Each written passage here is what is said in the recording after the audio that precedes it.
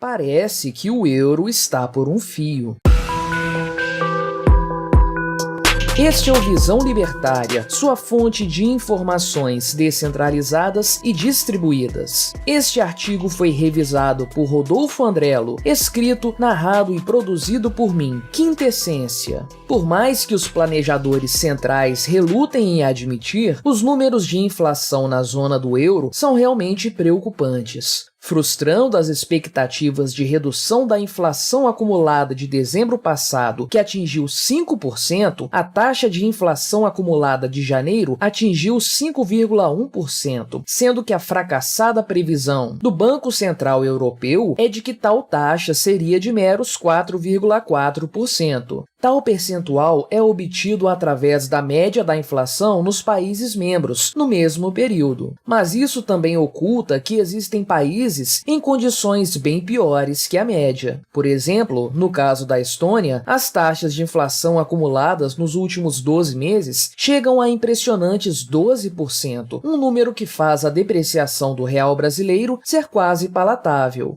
É claro que, para contextualizarmos a notícia em questão, estamos utilizando a definição mainstream de inflação, ou seja, a ideia errada de que inflação significa aumento generalizado de preços. Como bem sabemos, a inflação significa basicamente um aumento na base monetária, sendo que o aumento de preços é apenas a sua consequência mais visível. Dentre os produtos e serviços mais afetados pela carestia, quem se mostra como grande vilã é a energia elétrica, que já acumula um aumento de quase 30% nos últimos 12 meses. O crescimento da inflação na União Europeia é a continuação do efeito inflacionário observado em todo o mundo. Afinal, além de tal fenômeno ser facilmente perceptível aqui nas republiquetas da América Latina, o fato é que mesmo os Estados Unidos estão experimentando as taxas de inflação mais altas das últimas décadas. A farra da impressão desenfreada de dinheiro, capitaneada pelos bancos centrais mundo afora, parece estar cobrando o seu preço. E, no caso da União Europeia, por se tratar de um bloco supranacional, o que estamos vendo é o início de uma catástrofe econômica potencialmente violenta.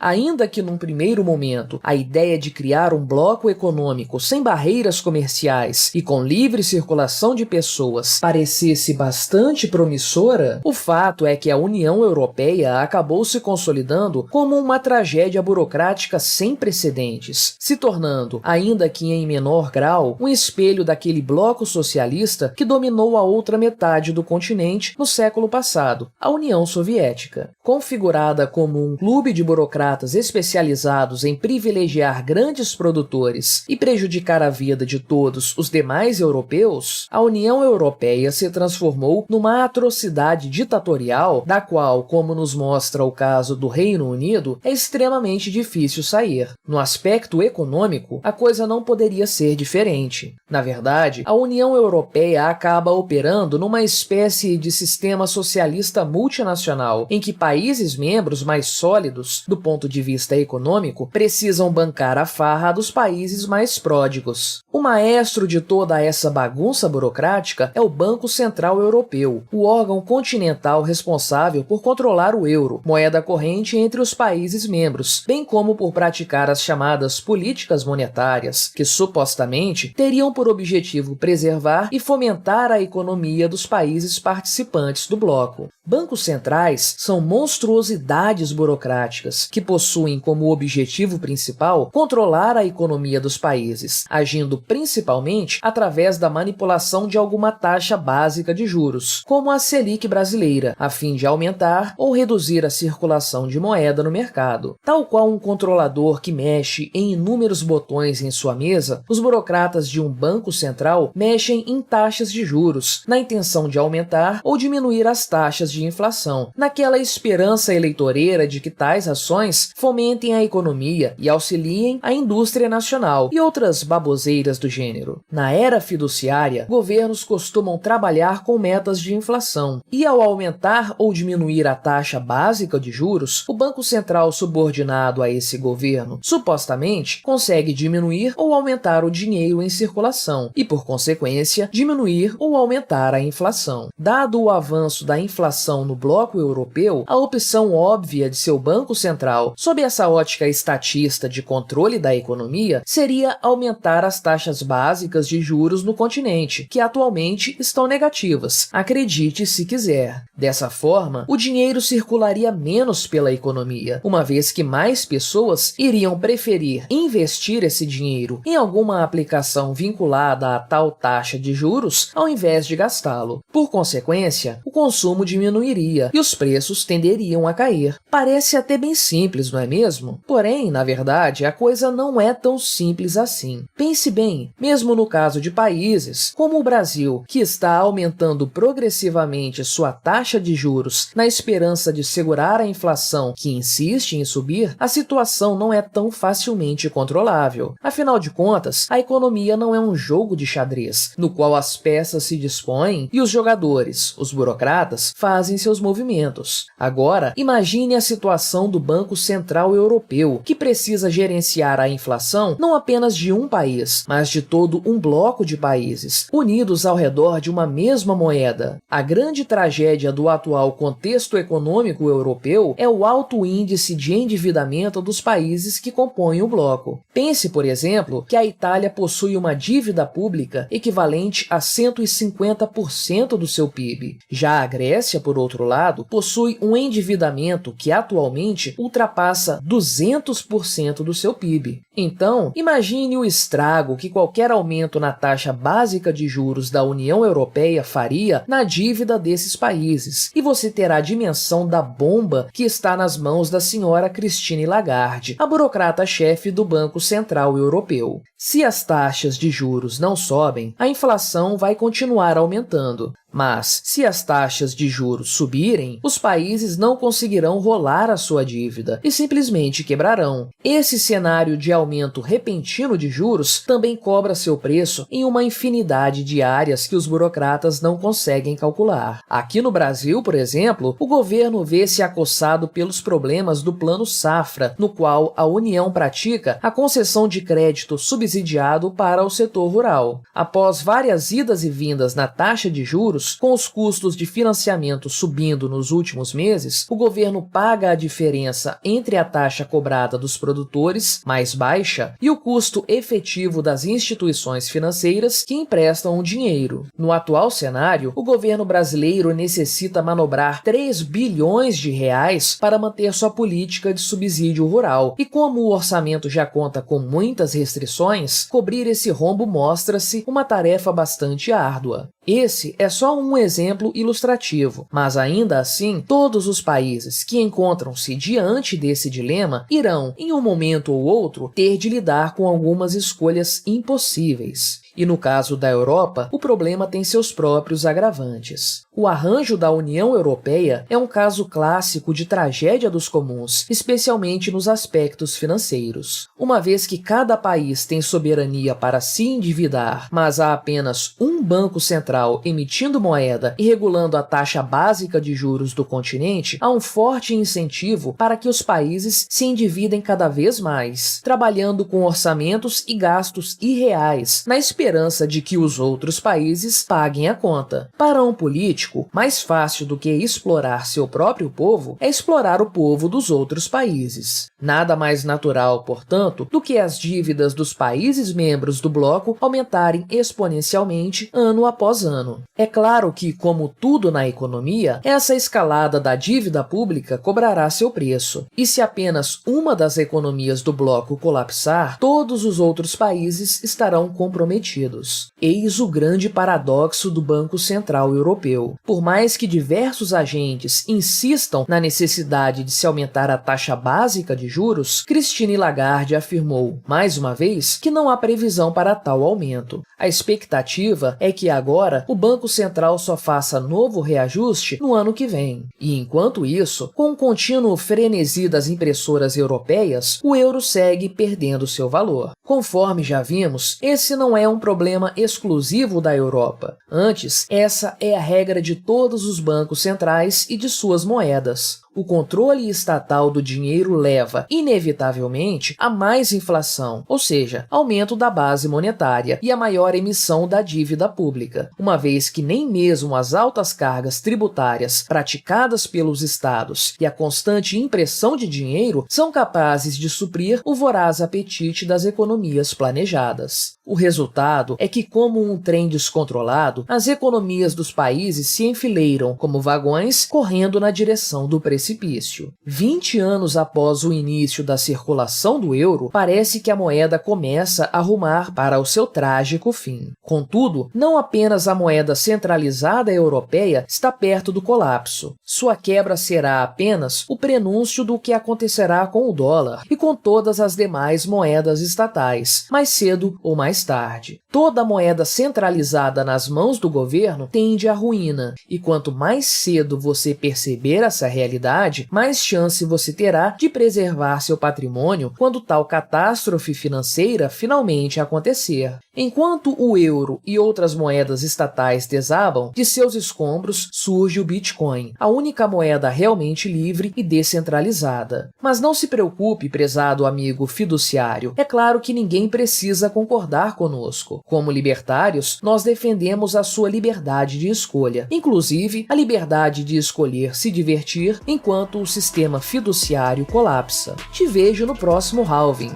Obrigado por sua audiência. Se você gostou deste vídeo, deixe o seu like e o compartilhe com aquele seu amigo esquerdista que ainda acredita no Estado. Se quiser ser notificado dos próximos vídeos, clique em se inscrever e depois no ícone da campainha. Até a próxima!